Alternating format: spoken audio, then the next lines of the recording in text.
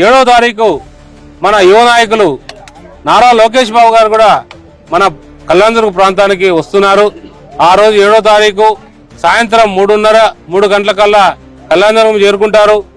ఆ రోజు కార్యకర్తల సమావేశం, ఉత్తమ కార్యకర్తలకు అవార్డులు, అలాగే నాయకులతో ముఖాముఖి కూడా అందరితో ఉంటుంది. అభివృద్ధి కార్యక్రమాలపైన కూడా సమీక్ష ఉంటుంది.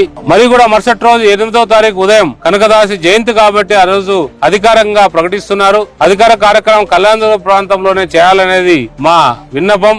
ఆ విన్నపాన్ని కూడా మన్నించి మన రాష్ట్ర మంత్రివర్యులు బీసీ సంక్షేమ శాఖ మంత్రులు సవితమ్మ గారు కూడా ఇక్కడే మనం అధికారిగా కార్యక్రమం చేద్దామని కూడా చెప్పారు. అలాగే అంబికా లక్ష్మణ్ గారు, పార్థసారథి గారు, అలాగే మంత్రులు పయ్యావుల కేశవ్ గారు, సత్యకుమార్ యాదవ్ గారు అందరూ కూడా కలిసిమెలిసి మన లోకేష్ బాబు గారి ప్రోగ్రాం మనం సక్సెస్ చేయాలనే సంకల్పంతో ముందుకు తీసుకెళ్తున్నాం. ఎందుకంటే మనం చాలా ఆయనతో కూడా చెప్పించుకోవాలి అభివృద్ధి వైపు. అందరూ కూడా ప్రజలందరూ కూడా గమనించి ఆ రోజు మనం అందరూ కూడా వచ్చి తండోపతండాలుగా వచ్చి ఆయనకు నీరాజనాలు పట్టాల్సిందిగా విజ్ఞప్తి చేస్తాం.